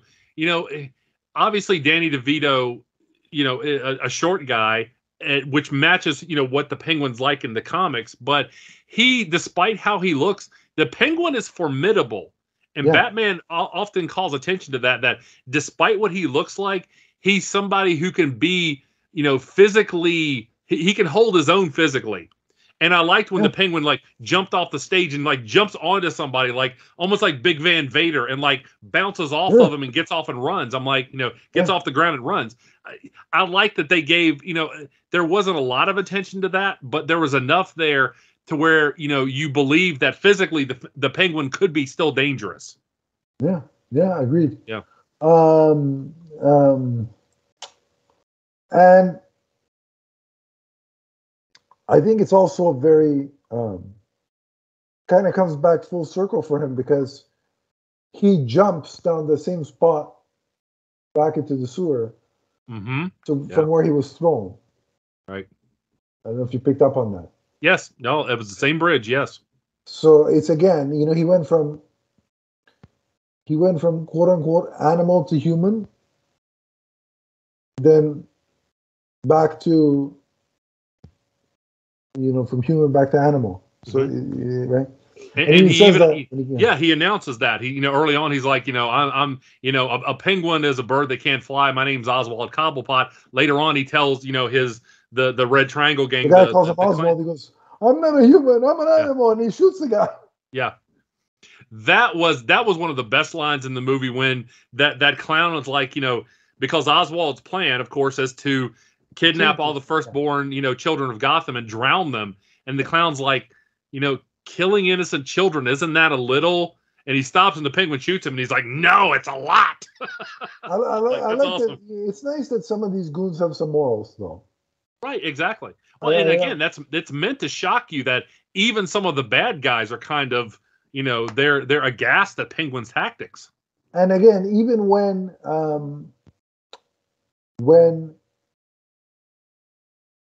so we find out his plan, and then there's this big party, and the party is sort of designed to distract the parents in Gotham, so that the Penguin's Red Triangle gang can go abscond with these children. So so there's a point where Bruce which they do initially. Yeah, they do. Yeah. But I love the scene where Bruce is working on the Batmobile, and Alfred's like, "Oh, Max Schreck is having that ridiculous party. I'm assuming we can RSVP." No, and so Alfred rips up the invitation. Yeah. Bruce is like, "Not interested," but then he's like, "Wait a minute, Selena Kyle might be there. I'm going." And the look on Alfred's face. The look on Alfred's face. USOB, I just ripped this up. Now I get it. The look on his face was like, "I don't get paid enough to deal with all this." Also, the fishy, we went over it, but the fishy swag joke, which is like he's like, "Cold. It's fishy swear, sir. It's supposed to be cold." Yeah.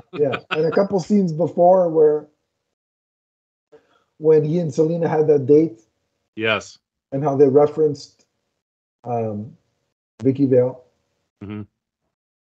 And how she couldn't handle his dual life. Yeah. Which I like that they kind of wrap that up about, you know, why she's not there. Right. Because again, it was a different time period. You know, characters, it wasn't a given that supporting cast was always going to be in the sequel.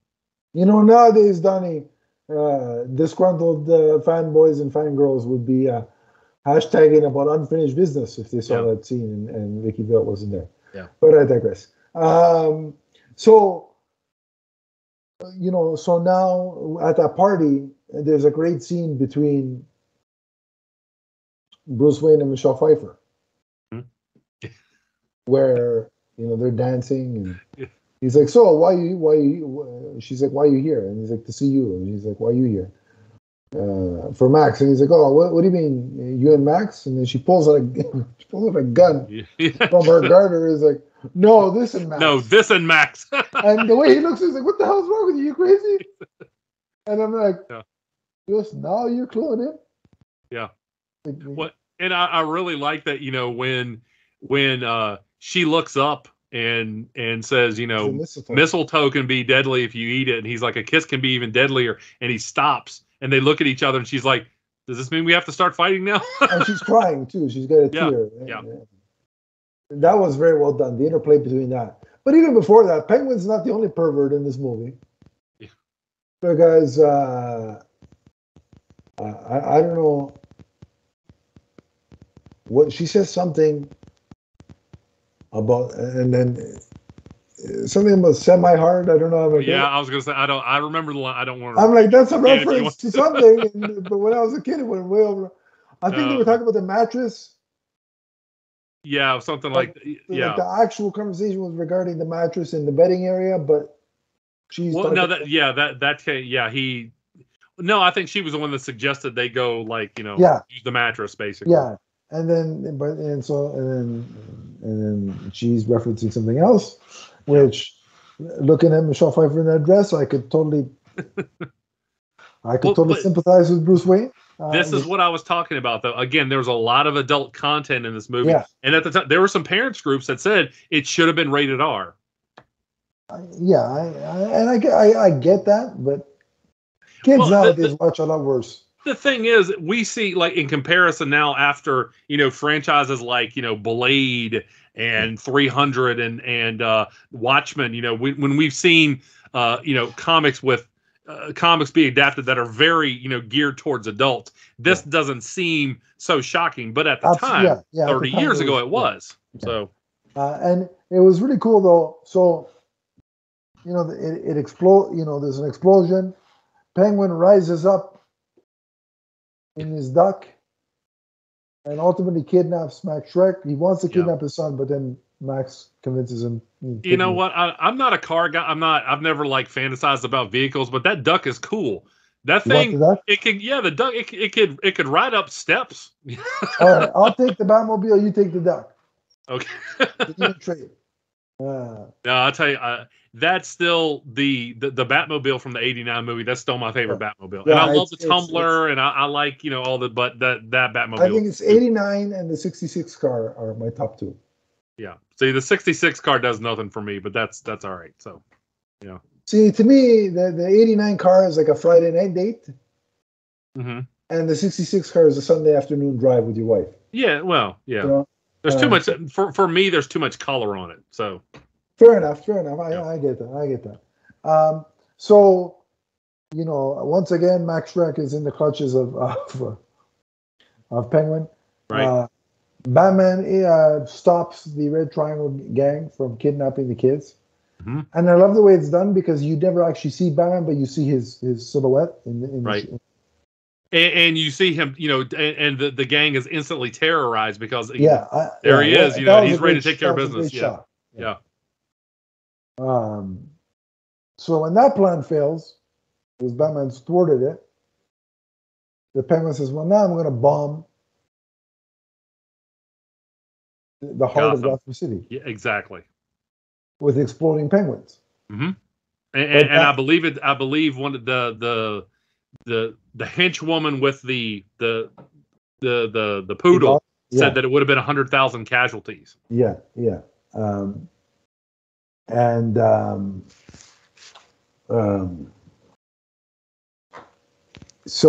Batman, with Alfred's help, is able to channel the frequency and reroute the penguins back to the lair. Mm-hmm. So as soon as they realize what's happening, all his henchmen get the hell out of Dodge. Yeah. The penguin runs in the duck and tries to get out of town. Right. But I really like the visuals. That was the Gotham Zoo. He was underneath the Gotham Zoo. And so all of those, especially in the wintertime, like all of these, facets of the zoo, they look kind of, grotesque and animalistic. And I really like the set design and cinematography was great again. Oh, yeah. I really like the aerial shots, like when they're going over those parts of the zoo. I just thought that was magnificent. So yeah. So then, but Batman's in the Batboat and intercepts the Penguin. Mm-hmm. They have this big tussle in the Gotham Zoo. And there's this great conversation about Penguin says, "You're jealous because I'm a real freak." Yeah, and you have to wear a mask. You have to wear a mask. And, yeah. So Batman has a detonation device. Penguin gets a hold of it and actually pushes the button.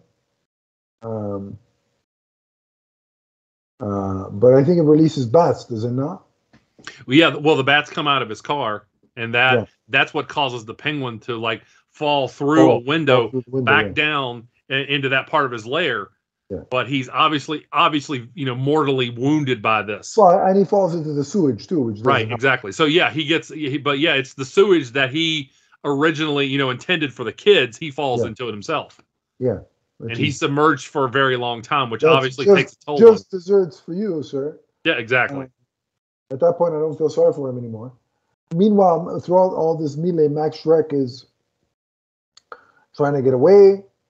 Catwoman stops him, and they're having a back and forth, and she's basically saying, "I'm going to kill you."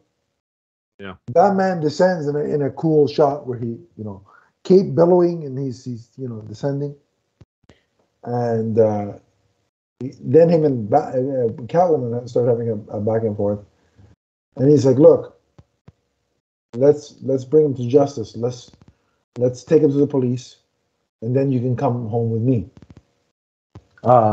He's like, "We're the same. We're two sides of the same coin." Yeah, split right down the center. Right. And he's like, and she's like, and then she's like, "I'd love to come home with your mansion, with you, and but if we basically," she's saying, "he's going to get off. If we take him to the cops, he's just going to get off. And he has to pay for his crimes." So he rips off his mask, right? Mm-hmm. Yes. Which is the most uncomfortable thing to have to, imagine having, because you can't just take that one piece off. It's going to take you. So he's going to rip it off. And then he's like, Shrek figures out that Selina Kyle is Catwoman because he sees her without the cowl. And then Batman takes off his mask, and he's like, "Bruce Wayne?" He's like, "Why are you dressed up as Batman?" Yeah. And Selina looks at him and says, "Because he is Batman, you idiot." Yeah. By the way, and I'll just go ahead and say it. I get what they were trying to do here, but I hated that scene because Batman revealed himself with a villain in the vicinity, both his identity and Selina's identity. And that's something that, as a whole, I hate about superhero movies and TV, is that in the comics, they'll go to great lengths to conceal their identity. But in movies, it's like, oh, there's a big emotional scene. We've got to get the mask off. Yeah, yeah. And I hated that with Max Schreck there. He just ripped his mask off. I get that. I get that. Yeah. I hated that so much. And the fact that, that he made sure to call her Selina so Max would know who she was. And I'm like, come on now. Yeah. The good news is he's dead. Yeah. But what happens if Max Schreck survives that? Oh, if he survives that encounter, if he survives that, then he knows who Batman is and he knows who Catwoman is. Right. So, but she made sure that he wouldn't by using the taser from the beginning. Yeah. To give him a quote unquote kiss that fries him. Yeah. And again, that was another ghastly image at the time, because he's wet and there's a wire, wires. Mm-hmm. So the combination kind of fries him. That and the taser, yeah. And so she fries him, yeah. And you know what? I'm not saying that's the way. But look, if I had my choice of ways to go, getting kissed by 1992 Michelle Pfeiffer, like the Joker said in '89, if you gotta go with a smile. That's gold, man. So Look, I'd rather not, but if I had to go, it is what it is. And that's why people ask me when they say, where would you rather live, Metropolis or Gotham? I know it's crazy town, but there's a lot of hot villains in Gotham. I take my chances. Go, say what you will. So anyway, I'm going to Oa. I'm just telling you. Anyway. Well, I knew you would. Get into a relationship with Buraka or whatever her name is there. Over there on Oa. Interspecies, Donnie. Why not? So anyway, Max Shrek is... They're all in love with Kyle, so I wouldn't have a chance with any of them, even if I were single. Kyle. Change your name to Kyle. What do they know? Especially if you go at a time before Kyle gets the ring, they won't know any different. Yeah. Call yourself Kyle, they'll just say, all right. Yeah. So it's at Max this point... Shrek is fried, and then... Right. He's fried. And again, that was a very ghastly image. Yeah, it was very disturbing. Yeah, and so this was another thing that parents groups had a problem with. So the last shots of the film are Bruce and Alfred driving. We should talk about it. The Penguin reemerges. Oh right, yeah. Obviously very hurt, bleeding from the mouth and the nose, and tries to take revenge on Batman, but he picks the wrong umbrella. Yeah, and he says, I'm gonna kill you momentarily, but first a drink of ice water, and then he just keels over. Right. And he's given a penguin funeral. Yeah, it's very sad because the penguins kind of carry him into the water. Yeah. And so that was kind of sad. I still didn't feel bad for him at that point, but I felt kind of sad. I didn't shed any tears, but I felt sad. So then the end shot of the film is Alfred is driving Bruce, and it's a very snowy street of Gotham City. Bruce is brooding as he is wont to do.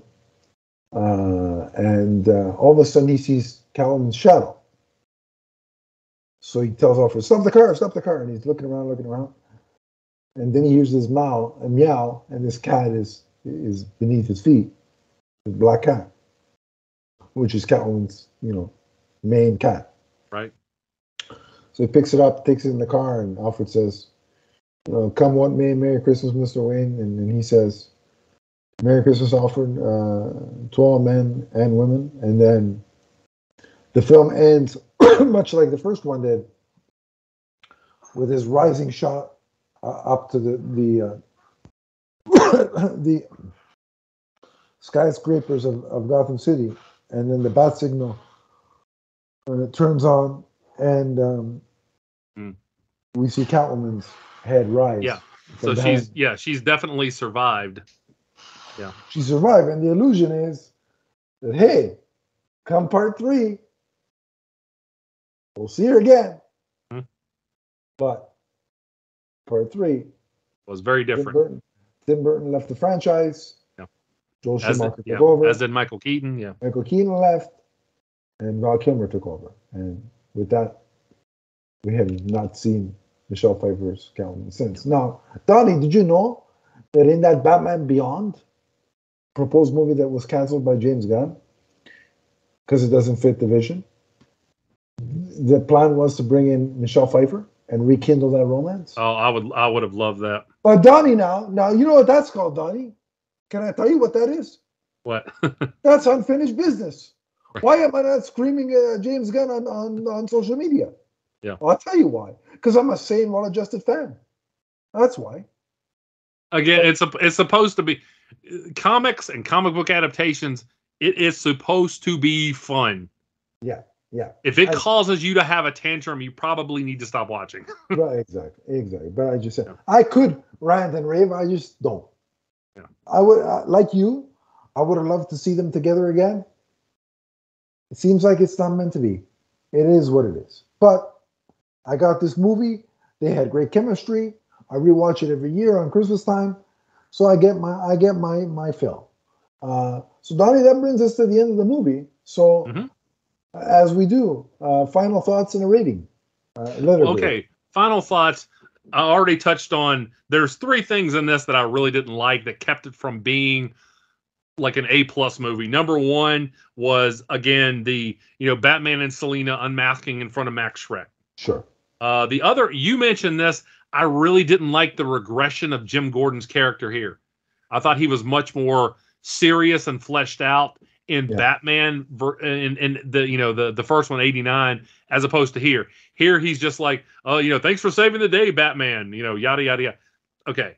And the other thing, Danny DeVito, and I didn't mind the makeup with the hair and the big nose and all that kind of stuff and making him look waxy, but why did he have to look like a dirty beanbag? What was the point in like all that stuff over his body? He looks like the Penguin anyway.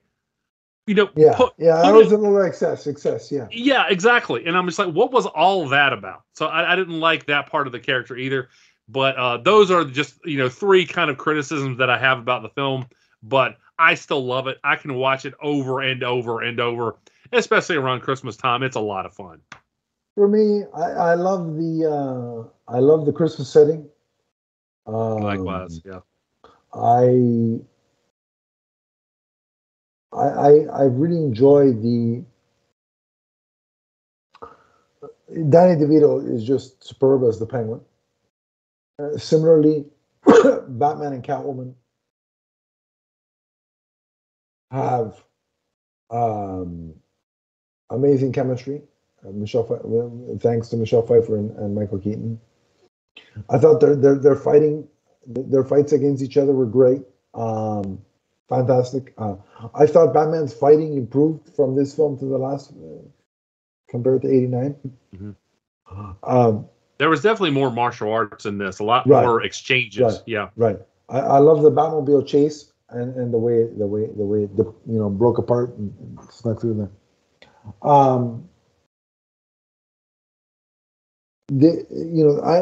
like the costuming, the Catwoman outfit and Batman's upgraded outfit. I think look great. Michael Keaton's cowl and the way he looks in that cowl are just picture perfect. I also like that he had a closet full of Batman costumes in this one. Yeah, and it's on a coat hanger, and I know that bothers people, but hey. If I had a coat hanger with a Batsuit on it, I'd be pretty happy.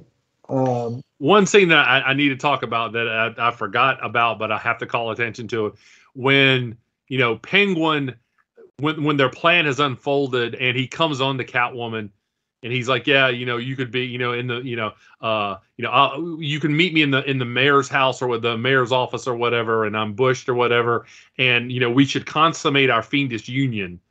And she's like, I don't like you, I wouldn't touch you. And I love how he, quote unquote, breaks up with her by using that umbrella that, basically, wraps around her neck and like launches her up above the skyscrapers, and she falls again.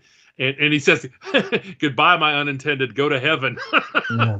He, again, just, he's so good. He's so good. Yeah, that was just such a great scene. And, there's so much like that. There's differing perspectives. It's not just, all the bad guys are all for one or whatever. You saw, the different feelings. Yeah. And she even, when she looks at Penguin, she was like, you said you were just going to scare the Ice Princess.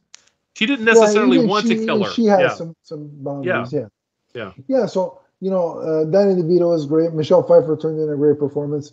Even Michael Keaton, I thought, he felt more comfortable as Batman. Mm-hmm. And his Bruce had to show even more empathy, towards Penguin. So there was a little bit more emotion in this film out of his Batman than Bruce than the first one. But the negatives for me are, where in the first Batman movie, the Joker dies, but it's not because Batman intended to kill him. Mm. Here, he's killing somebody willfully. Yeah. So I have a little bit of a problem with that. I thought, while I like the look, go ahead. I'm not going to say you're wrong. To me, I didn't have a problem with it because he was so overmatched by the sheer numbers. No, I understand. It's just I wish it wasn't as purposeful. Mm-hmm. I see what you're saying. Yeah. It's the same reason I have a problem when Ben Affleck's Batman does it, where he's gunning down the car full of thugs there. Like like they're gonna die. Like there's no other recourse. So there was that. I like the look of Gotham City, but it did feel smaller in this film. Yeah, I will say, yeah. So that's a little bit of a drawback. And like you said, I think they went overboard with the Penguins' dirtiness, where it didn't need to be that. So for me, the overall grade is an A minus. But I still love the film. What was your overall grade? Did you give one? Overall rating, I'm gonna say A minus. Yeah, it was very nearly. If it weren't for those couple of things that I really hated with the mask and the way they portrayed Jim Gordon, this definitely would be in like my top tier of comic book films. But there are some problems that I can't overlook. So agreed. Well, that brings us to a close for this episode. Did you have any other collectibles other than the Batmobile from this movie? Well, I had the Penguin. I had the whole cast of characters.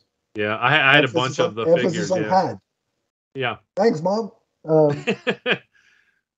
Now with me, it was just Donnie, yeah. I'm slowly buying one of each item that she gave away back. Part of me, despite the fact that I didn't like all of the costume, the NECA penguin, the quarter scale penguin, that thing is beautiful. NECA does some great stuff. Yeah. NECA does some great stuff.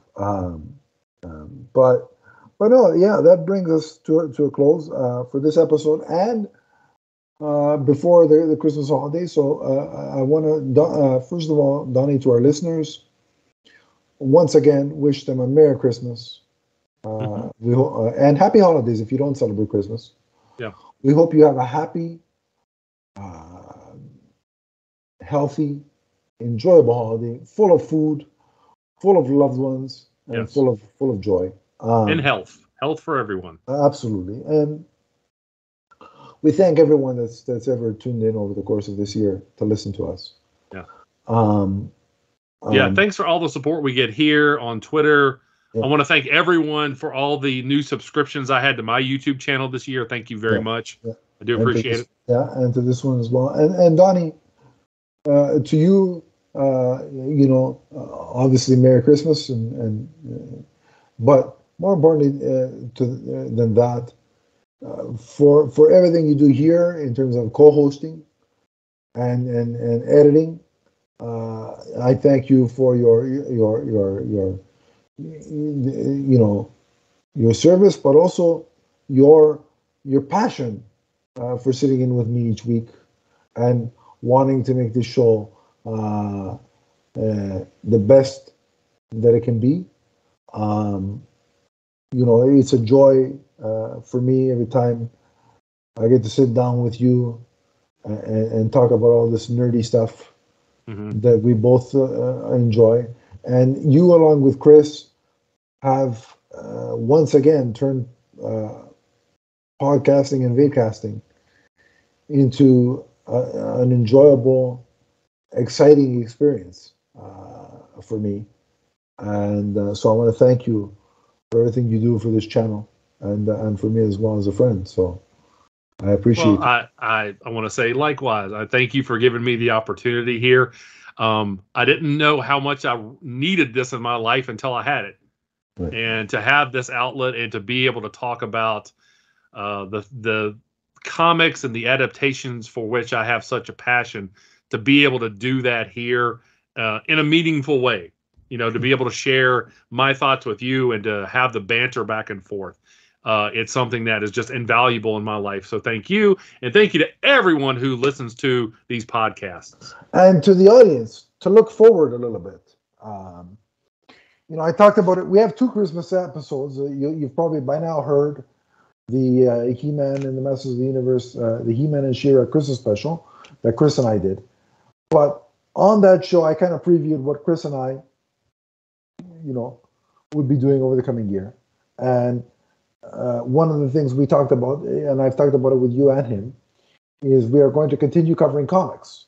Of course. And of course, with DCU having their new initiative, the DC Comics universe, which is the, the DC, what's the name of their new publishing initiative going forward? What, the Oh shoot! The Yeah, I know. relaunch, Yeah, yeah. Well, we're going to be covering it, obviously. Right. Even though we can't remember the name of it. And what I've done is I've split the books up between Donnie and Chris. So I talked about the ones we're going to cover with Chris on that show, and then Donnie and I are going to get together and cover. We're obviously, of course, no brainer. We're going to cover the Green Lantern book. That's I wouldn't do it with anybody else but Donnie. Well, thank you. And we're also going to cover Detective Comics and Action Comics on the Batman and Superman side of the equation. And so we're going to be covering those. And then, look, Donnie, it appears that come 2023, we're going to have a slate of movies and TV to talk about, courtesy of James Gunn and DC Studios. And I look forward to being in on that from the ground floor with you. So lots of good stuff to look forward to in 2023. But in the meantime, we're going to take some time to enjoy the holidays. Now, this will be the last new quote-unquote episode that you'll hear from us. But we do have some pre-recorded episodes. By the way, the name of it, I think it's called Dawn of DC. Dawn of DC, that's it. So Dawn of DC. We're going to have a nice split. Like I said, you and I will be doing Action and Detective and Green Lantern. Mm-hmm. And Donnie and I will be doing, Chris and I will be doing Batman, Superman, and because I'm doing Green Lantern with you, I'm going to do Flash with him. Cool. So we've got the Justice League covered, the main players. And so, but again, we're going to get to cover the DC Studio stuff fresh as it's happening. But so this will be the last new recording that we do over the holidays. But we will have. I've got a couple in the can that I'll send to Donnie, and he'll be putting up over the course of the break. So there will be new content, and then. And Adam's promised me a raise for that too. I'm so happy. I have. It's a total of $10 in Monopoly money. It's coming your way soon, buddy. But no, there's going to be episodes. So when you're stuffed with all the food you're eating, you want to come to the channel. There will be an episode. There will be episodes waiting for you. So please check those out over the break. In the meantime, as I said before, Merry Christmas, Happy Holidays, and remember that Michael Keaton and Michelle Pfeiffer's Batcat are forever. From the first time they lick under the mistletoe to the last. So long, everybody. So long, everyone.